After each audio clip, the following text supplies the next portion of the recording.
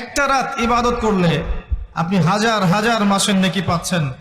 এই সুযোগটাকে ছেড়ে দেওয়া যায়? এই রাতে আপনি যে দোয়া করবেন, যে কোনো দোয়াই করবেন, যদি আপনার রিজিকটা হালাল হয় ইনশাল্লাহ কবুল হয়ে যাবে। যে কোনো দোয়া। এই রাতে যারা ইবাদত করে দাঁড়িয়ে দাঁড়িয়ে, তাদের চতুর্দিকে ফেরেশতারা সমবেত হন, তাদের দোয়ায় তারা শরীক হন, তাদের জন্য দোয়া করতে থাকেন। ঠিক তখনই দেখবেন মুমিন বান্দার চোখ দিয়ে টপ টপ করে পানি পড়া শুরু হয়েছে। আপনি ফিল করতে পারবেন যে আপনার দোয়া আল্লাহ কবুল করছেন। এই রাতের ইবাদতকে হাজার মাস দিয়ে গুণ করলেও কখনো সমান হবে না। একটা রাত ইবাদত করলে আপনি হাজার হাজার মাসের নেকি পাচ্ছেন। এই সুযোগটাকে ছেড়ে দেওয়া যায়?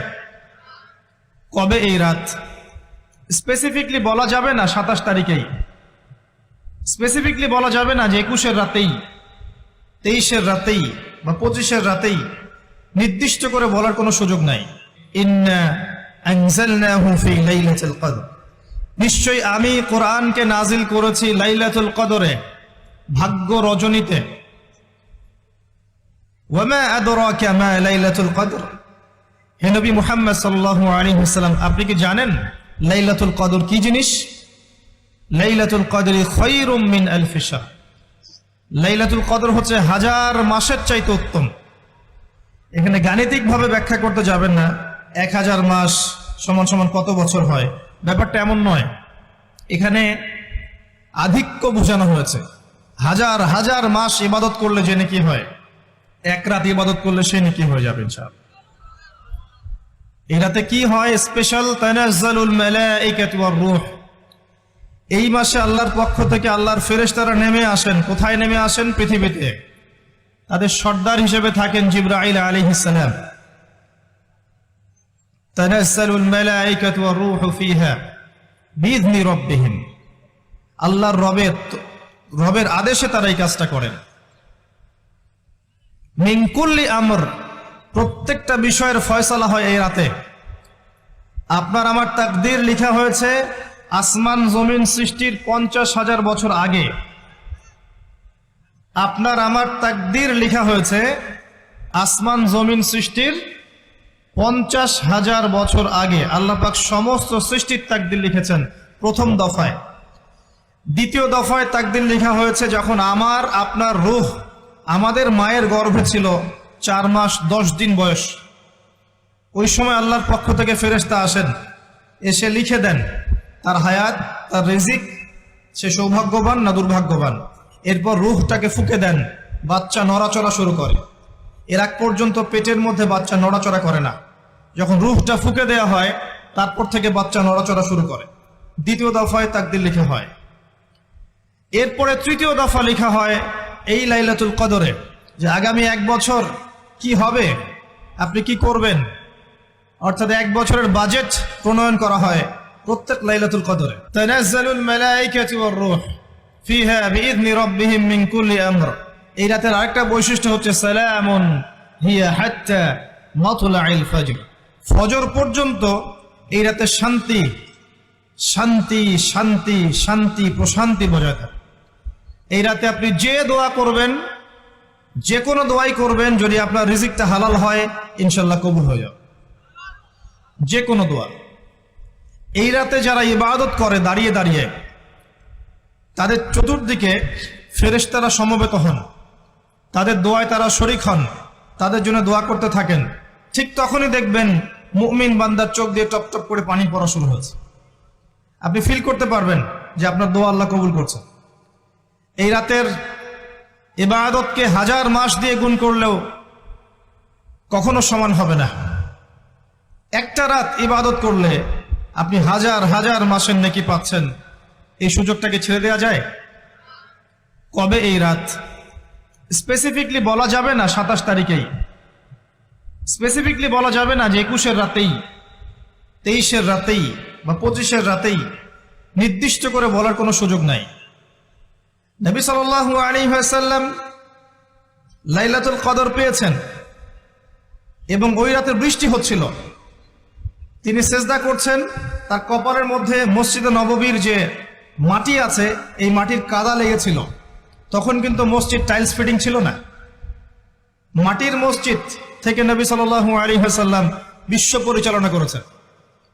আর আমাদের এখন তাজমহলের মতো মসজিদ, হেদায়েতের কোনো হও নাই এখানে। এটা আখিরুজ্জামানের সাইন, মসজিদগুলো হবে চাকচিক্যময়, হেদায়েত শূন্য। হাদিস একদম স্পষ্ট আছে, মসজিদ হবে চাকচিক্যময় কিন্তু হেদায়েত শূন্য। ইভেন দেখবেন নামাজ পড়ছে মুসল্লি, পাশে হৈ হুল্লো করছে। দিনের কথা আলোচনা হলে বা নামাজ পড়লে, কেউ কোরআন তেলাওয়াত করলে আদবের সাথে যে পাশে শোরগোল করতে হয় না, এটাও এখন বুঝাতে হয়।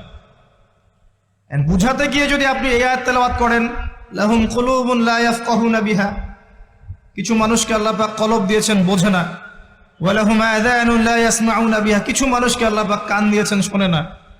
ওয়া লাহুম আ'য়ুনুন লা ইউবসিরুনা বিহা, কিছু মানুষকে আল্লাহ পাক চোখ দিয়েছেন দেখে না। উলাইকা কাল আনআম, এরা আনআমের মতো। বাল হুম আদাল, বরং তার চাইতেও নিকৃষ্ট। তখন কিছু মানুষের ইগোতে লেগে যায়। আচরণ কিন্তু এমনই। কোরআন যেখানে তেলাওয়াত করা হচ্ছে, নবীর হাদিসের কথা বলা হচ্ছে, সেখানে উঁচু স্বরে কথা বলা জায়েজ নেই। নামাজ পড়ছে একজন ব্যক্তি, সে আল্লাহর সাথে সরাসরি কথা বলছে, তার পাশে কথা বলা জায়েজ নেই। এমনকি নামাজরত ব্যক্তির পাশে কোরআন তেলাওয়াত করাও জায়েজ নেই।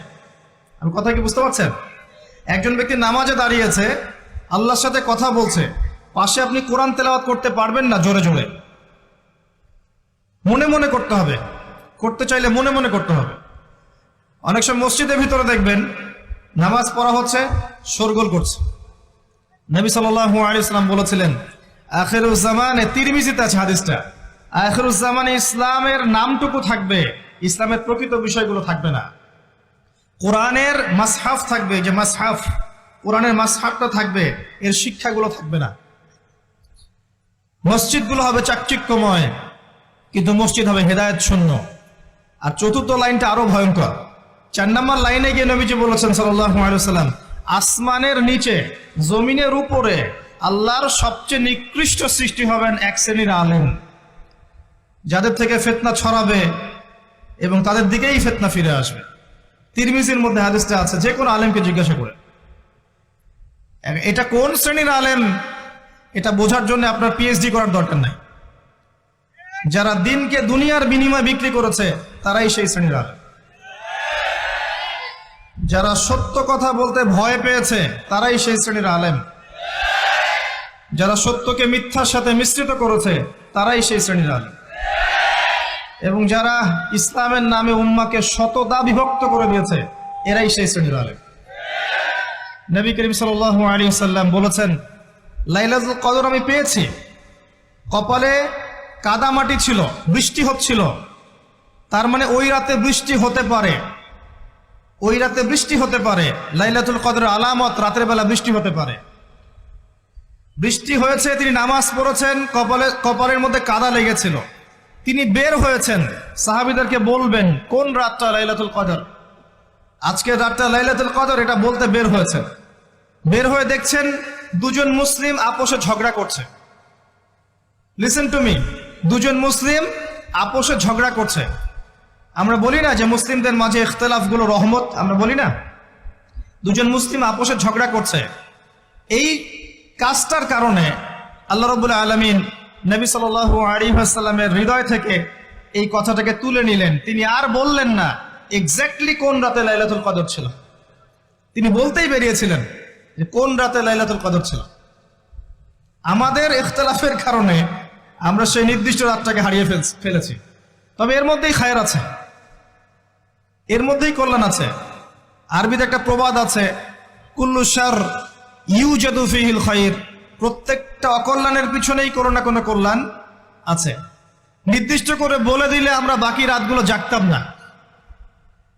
নবী সাল্লাল্লাহু আলাইহি ওয়াসাল্লাম এখন বললেন যে আমাকে ভুলিয়ে দেয়া হয়েছে কোন রাত, তোমাদের ঝগড়ার কারণে। অতএব তোমরা শেষ দশকের বিজোড় রাতগুলোকে তালাশ করো।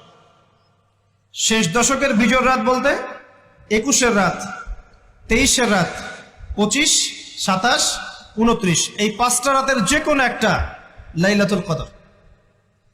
এই রাতে ইবাদত করলে এত নেকি হচ্ছে, কারণটা কি? রাত আর দিন কি ডিফারেন্ট কিছু? প্রত্যেক রাতেই কিন্তু আল্লাহ পাক প্রথম আসমানে নেমে আসে। প্রত্যেক রাতে, শুধু শবে বরাতের রাতে নয়, শুধু নিসফে শাবানের রাতে নয়, কিন্তু প্রত্যেক রাতেই আল্লাহ পাক প্রথম আসমানে নেমে আসেন। তিনি কিভাবে নেমে আসেন এটা ব্যাখ্যা করার দরকার নেই আমাদের। আল্লাহ পাক বলেছেন নেমে আসি, বাস আসি। কারণ সবকিছু আমরা যুক্তি, বিজ্ঞান, দর্শন দিয়ে প্রমাণ করতে পারবো না। পারবো? সায়েন্সকে জিজ্ঞাসা করেন যে স্বপ্নের ব্যাখ্যা কি, ঘুম কাকে বলে, আত্মা কাকে বলে, আত্মা কঠিন না তরল না বায়বীয়, পারবে সায়েন্স ব্যাখ্যা করতে? কবরের আযাব কি, জিন জাতি কি, জিন জাতি কাকে বলে, জিন জাতি কেমন দেখতে, মালায়েকা কেমন, তারা কিভাবে কাজ করে, তাদের ফাংশন কি, তারা কি ব্যাখ্যা করতে পারবে? আমাদের একটা চেতনা তৈরি হয়েছে, সায়েন্স যা বলবে তাই সত্য। এই চেতনা পুরোপুরি সত্য নয়। কোরআন এবং সুন্নাহ, আল্লাহ এবং তার রাসূল যা বলবেন সেটাই চূড়ান্ত সত্য। এর বাইরে সত্য মিথ্যার চূড়ান্ত কোনো মানদণ্ড নাই। হ্যাঁ, সায়েন্সের ভিত্তি আমরাই দিয়েছি, এটা অমুসলিমরা দেয়নি, এর ভিত্তি মুসলিমরা দিয়েছে। পরবর্তীতে এরা এর উপর ঘষা মাজা করেছে। এখন সায়েন্টিফিক এবং টেকনোলজিক্যাল রেভলিউশন আসছে পশ্চিমা সভ্যতা থেকে। এই সভ্যতার ধারক বাহক ছিলাম আমরা। সভ্যতা এদের দ্বারা শুরু হয়নি, সভ্যতা নবীদের দ্বারা শুরু হয়েছে। তো সবকিছু সায়েন্স দিয়ে ব্যাখ্যা করা যাবে এমন নয়, কারণ সায়েন্সের সীমাবদ্ধতা আছে, আল্লাহর জ্ঞানের কোনো সীমাবদ্ধতা নাই। তো আল্লাহ নেমে আসেন, ব্যাস নেমে আসেন। নেমে এসে আল্লাহ পাক কি বলেন? আল্লাহ পাক তিনটা কথা বলেন। রাতের শেষ অংশ, রাতকে ভাগ করেন। যদি 6টার সময় রাত শুরু হয়, রাত কিন্তু রাত 12টায় শুরু হয় না, সূর্য ডুবে গেলেই রাত শুরু হয়, এটাই ইসলাম। এখন 6টা থেকে আপনি এই 5টা পর্যন্ত সময়টাকে 3 ভাগে ভাগ করেন। শেষের অংশ ধরে নেন যে 1টা থেকে 5টা, কথার কথা আমি এস্টিমেট করলাম, এই সময়টুকুতে আল্লাহ রাব্বুল আলামিন কাছে নেমে আসে প্রথম আসমানে, অর্থাৎ তার রহমত নিকটবর্তী হয় এবং তিনি আহ্বান করতে থাকেন 3টা জিনিস। 1, কে আছো? আমার কাছে কিছু চাইবে, যা চাইবে আমি তাই দিব। 2, কে আছো? আমার কাছে ক্ষমা চাইবে, আমি তোমাকে মাফ করে দেব। 3, কে আছো?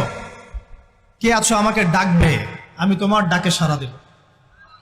মানে এই সময় আপনি যা চাইবেন, ইনশাআল্লাহ আপনার আকীদায় যদি শিরক না থাকে, আমলে যদি বেদাত না থাকে এবং আপনার রিজিক যদি হালাল হয়, ইনশাআল্লাহ তাআলা আপনার দোয়া কবুল করা হবে। আল্লাহ পাক প্রত্যেক রাতেই নেমে আসেন। তাহলে লাইলাতুল কদরকে এত স্পেসিফিকলি ইম্পর্টেন্স দেওয়ার কারণ কি? একটাই কারণ, মনে রাখবেন, লাইলাতুল কদরকে মর্যাদা মণ্ডিত করার এবং রমাদান মাসকে শ্রেষ্ঠ মাস মর্যাদা মণ্ডিত করার একটা কারণ, only one reason behind it, সেটা হচ্ছে এই মাসে এবং এই রাতে আল কোরআন নাজিল হয়েছে। কথা কি বুঝতে পারছেন? কোরআন নাজিলের কারণেই এই মাসটা মহামান্বিত, কোরআন নাজিলের কারণেই এই রাতটা সম্মানিত। ইন্না আনজালনাহু ফি লাইলাতুল কদর।